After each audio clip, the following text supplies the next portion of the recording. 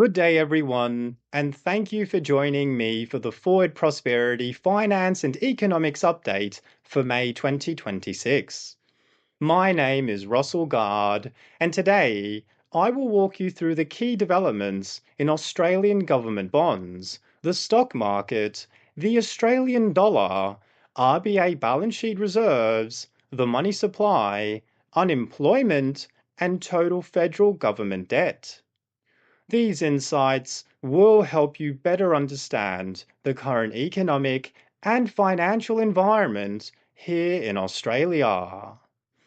Having a solid fundamental understanding of these concepts will make a tremendous difference when managing your personal finances, running your own business, or planning for the future. This is why we are so happy and committed to bringing you this concise monthly update. Starting off with Australian government bonds, we've seen a clear upward shift in the yield curve over the past month. This upward shift is significant because the yield curve is essentially a snapshot of what investors expect from the economy over different time horizons. On the 31st of March 2026, the 10-year yield stood at 4.99%. However, by the 30th of April 2026, it had actually climbed up to 5.06%. The longer end of the yield curve moved even more noticeably, with the 30-year yield rising from 5.36% to 5.44%.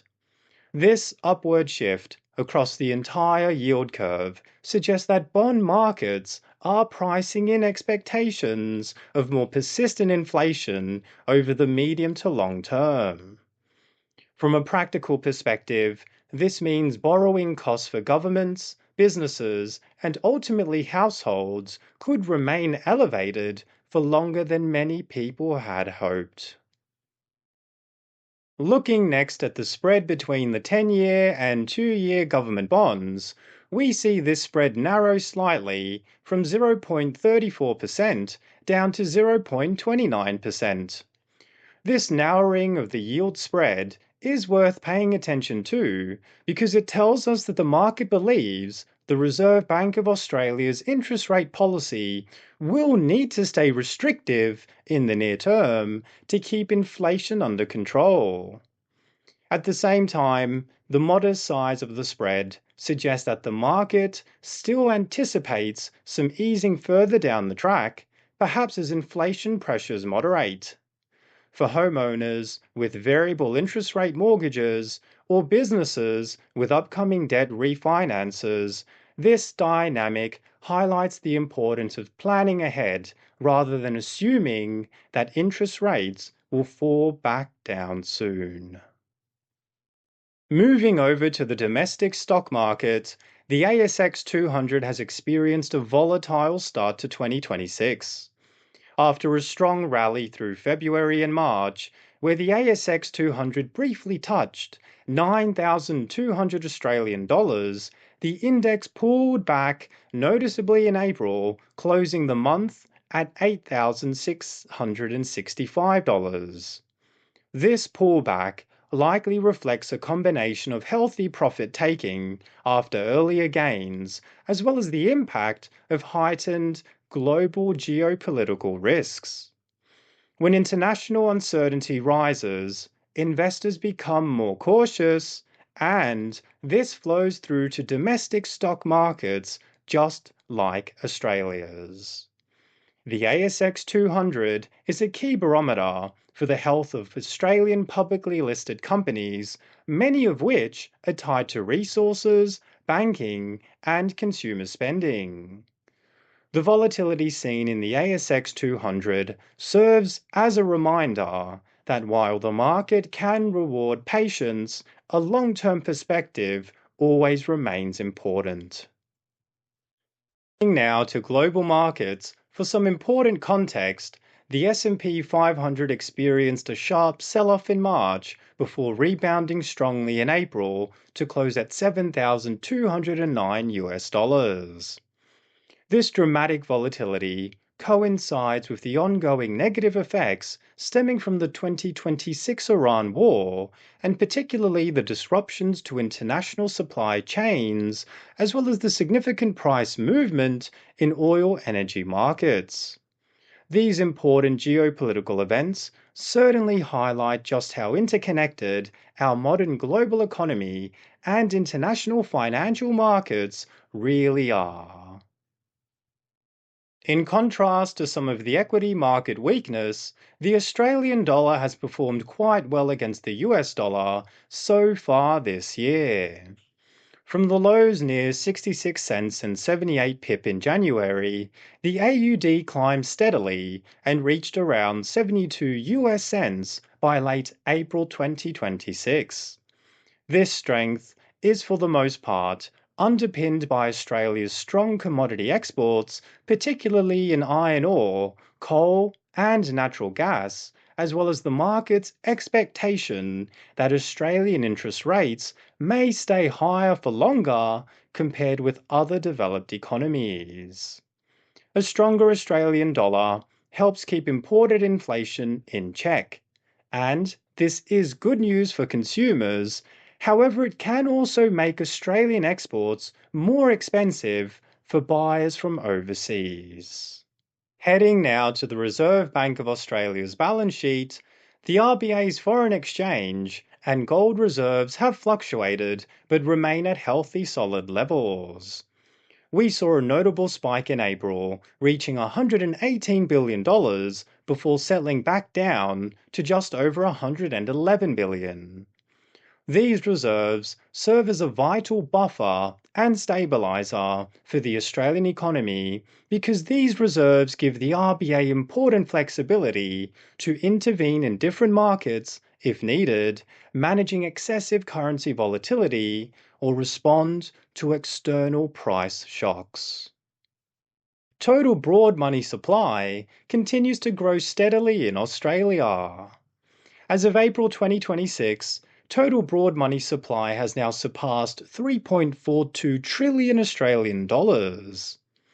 Total broad money supply measures the total amount of liquid assets circulating in the Australian economy, and this ongoing expansion in the supply of total broad money reflects the continued creation of credit by commercial banks.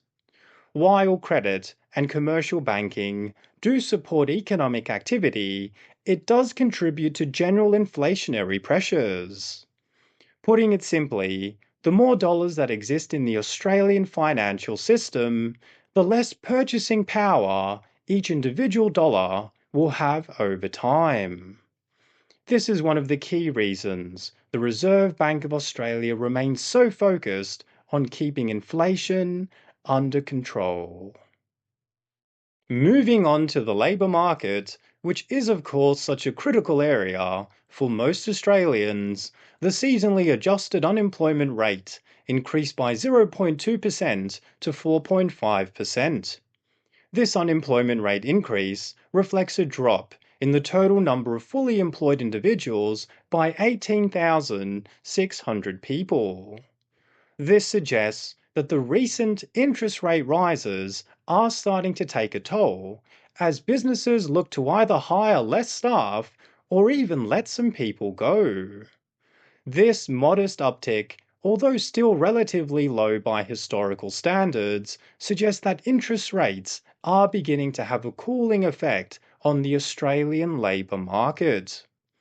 For the Reserve Bank of Australia, this data will be an important piece of the puzzle when assessing the future path of its monetary policy.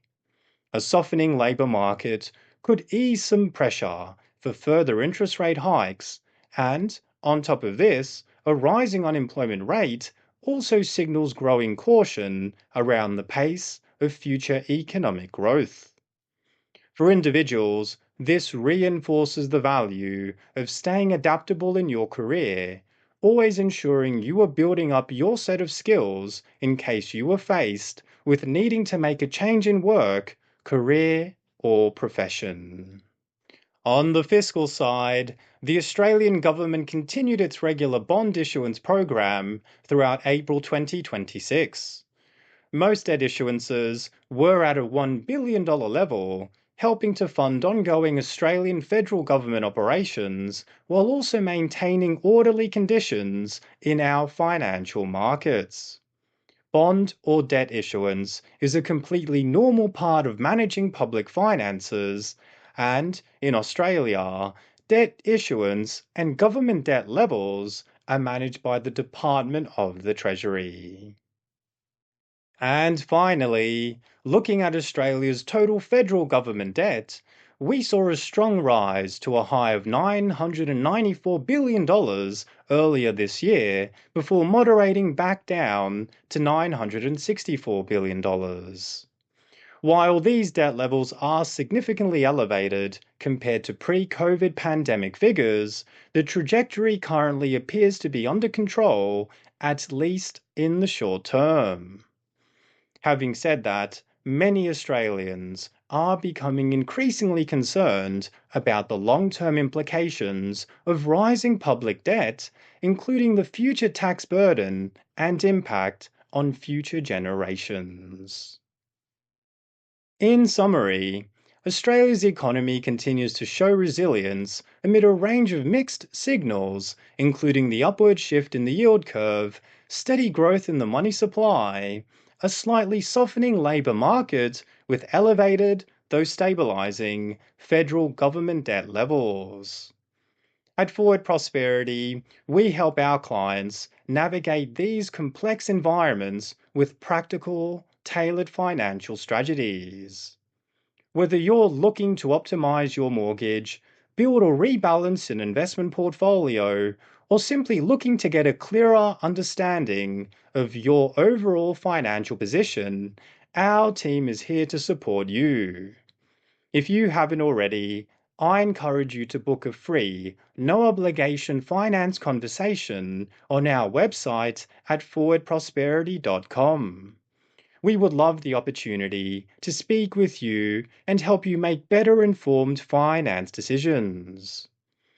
Thank you so much for your time today, and if this has helped you, please drop a like, comment your biggest question below, and subscribe to the Forward Prosperity YouTube channel for more economics and financial insights.